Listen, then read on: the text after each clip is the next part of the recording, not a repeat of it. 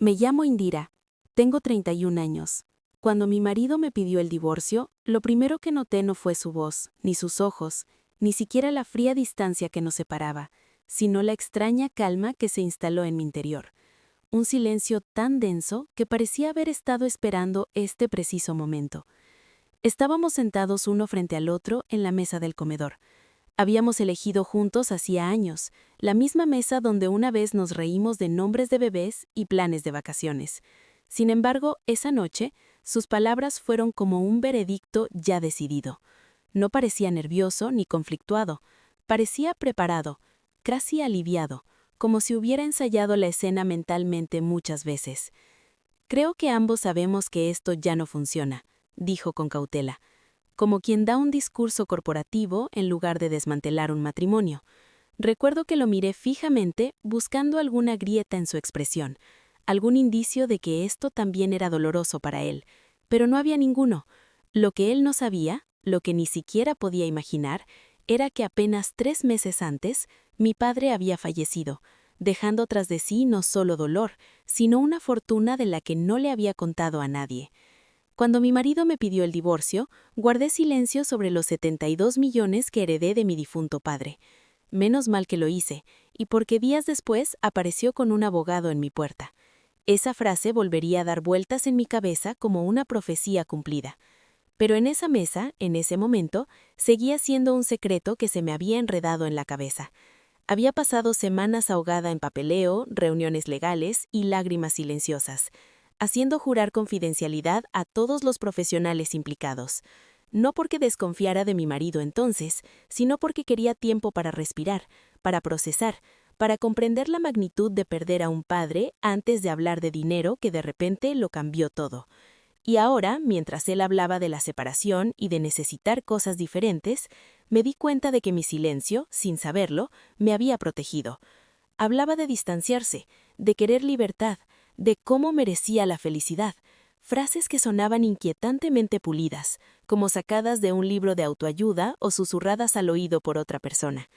Asentí de vez en cuando, no con acuerdo, sino con incredulidad, sintiéndome como si estuviera viendo a un desconocido con el rostro de mi marido. No se mencionó terapia, ningún intento de lucha, ninguna trispeza visible, solo la urgencia de formalizar el final. Esa urgencia me inquietó. La gente no suele abandonar una vida. Tan rápido, sin querer les espera algo mejor. Aún así, no dije nada. Ni de la herencia, ni de las noches de insomnio tras el funeral de mi padre, ni de la tormenta de emociones que rugía bajo mi sereno exterior. El silencio se convirtió en mi escudo. Lo confundió con debilidad. Quizás culpa, quizás resignación, pero no era ninguna de las dos. Era instinto. En los días siguientes, su comportamiento se volvió extrañamente distante, pero enérgico, como un hombre que ya empieza una nueva etapa. Respondía largas llamadas telefónicas en otra habitación, sonreía a los mensajes, se escondió rápidamente y habló de cuestiones prácticas con una eficiencia escalofriante. Bienes, plazos, condiciones de vida. Ni una sola vez me preguntó cómo estaba lidiando con la muerte de mi padre. Ni una sola vez. Esa omisión me hirió más que el propio divorcio. El dolor revela el carácter, y su ausencia en la mía me decía más que cualquier confesión. Una parte de mí quería confrontarlo, exigirle honestidad, preguntarle si había alguien más, pero otra parte, más silenciosa, más aguda, optó por la paciencia. Observé, escuché, recordé pequeños detalles que de repente parecían significativos. Su repentino interés en mis finanzas meses antes, preguntas casuales sobre el patrimonio de mi padre, su sutil frustración cada vez que desviaba el tema. ¿Lo sabía? ¿Lo sospechaba? ¿O simplemente se había cansado de una esposa que creía que no le aportaba ninguna ventaja estratégica? Las preguntas se agolpaban sin cesar, pero mantuve la compostura. No firmé nada, no revelé nada. Esperé porque bajo la angustia, bajo la humillación, bajo el dolor hueco de ver mi matrimonio derrumbarse, se estaba formando una nueva conciencia, una que susurraba que la historia no terminaba allí, que algo crucial aún se escondía tras su prisa, su confianza, su certeza, y en el fondo presentía que mi silencio, precisamente lo que él interpretaba como derrota, estaba a punto de convertirse en la decisión más importante de mi vida. Pasaron los días después de aquella conversación. Sin embargo, el aire dentro de la casa se sentía cargado, como la quietud inquieta que precede a una tormenta. Mi marido se movía con una confianza que ya no correspondía a la gravedad de lo que había pedido. Estaba más ligero, casi optimista, como si el divorcio no fuera una pérdida, sino una vía de escape que anhelaba abrir. Permanecí en silencio, observando, presintiendo que algo invisible se desplegaba más allá de mi vista. Cuando mi marido me pidió el divorcio, guardé silencio sobre los 72 millones que heredé de mi difunto padre. Menos mal que lo hice, y porque días después apareció con un abogado en mi puerta. Esa verdad llegó no como un drama, sino como un golpe. Firme, deliberado e inconfundible. Recuerdo el momento exacto. Era la tarde, esa hora dorada en la que todo parece engañosamente tranquilo. Abrí la puerta, esperando una entrega o quizás a un vecino. En cambio, allí estaba mi esposo, el hombre que ya había abandonado emocionalmente nuestra vida, acompañado por un extraño elegantemente vestido, sosteniendo una carpeta de cuero.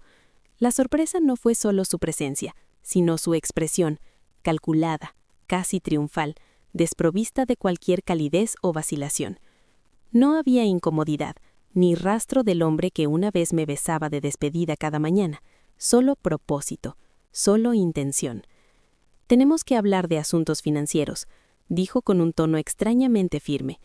El abogado asintió cortés y profesionalmente, como si se tratara de una cita rutinaria y no de una emboscada en mi puerta. En ese instante, todo se alineó con una claridad escalofriante. La urgencia, las frases ensayadas, la extraña indiferencia. Nada había sido accidental. Él creía que había algo que reclamar. Creía que había dinero. Mi silencio no solo había retrasado una conversación, había expuesto un motivo. Sentí una fría oleada de comprensión que me invadió.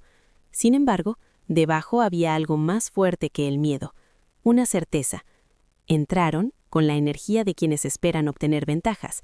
El abogado habló con frases cuidadosamente estructuradas sobre la distribución equitativa, el patrimonio conyugal y la transparencia financiera total. Las palabras eran técnicas, pero la implicación era inequívoca. Estaban pescando. Estaban seguros de que había una fortuna que dividir.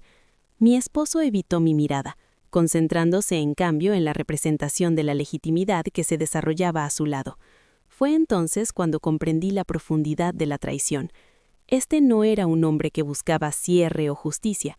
Este era un hombre que creía haber calculado su salida a la perfección, que asumió que me derrumbaría, que esperaba tener acceso a una riqueza que nunca había ganado y a un dolor que nunca había compartido. La ironía era casi insoportable.